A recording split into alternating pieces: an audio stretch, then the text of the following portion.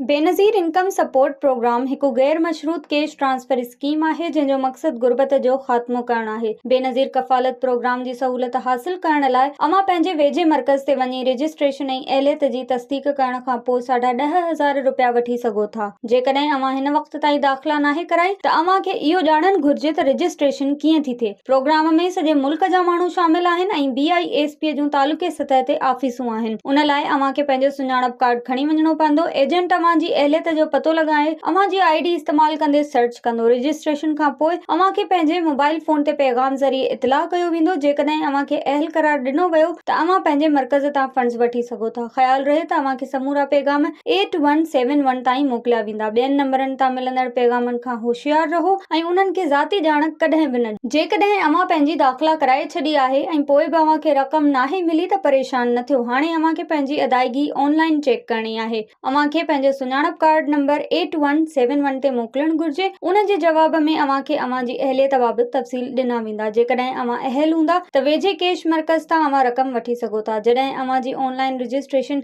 8171 ते थींदी आहे त अव्हां खे पंहिंजी अहलियत जी तस्दीक़ लाइ दस्तावेज़ जमा कराइणा पइजी सघजनि था। उन्हनि दस्तावेज़नि में क़ौमी सुञाणप कार्ड, आमदनीअ जो सबूत ऐं घरेलू ॼाण शामिल हूंदी आहे। पंहिंजी रजिस्ट्रेशन ऐं दस्तावेज़ जमा कराइण खां पोइ अव्हां जो जाइज़ो वरितो वेंदो आहे। इहो मरहलो यकीनी बणाए थो त अव्हां जी ॼाण दुरुस्त आहे ऐं अव्हां ही प्रोग्राम जी घुर्जुनि ते पूरा लहो था। जाइज़ो वठण जे अमल खां पोइ अव्हां जी अहलियत जी तस्दीक़ थी वेंदी आहे ऐं अव्हां खे मिलंदड़ इमदाद जा तफ़सील अव्हां खे पैगाम ज़रिए मोकिलिया वेंदा आहिनि। इहा रक़म अव्हां बैंक ट्रांसफर या ॿियनि अदायगी मर्कज़नि तां वठी सघो था।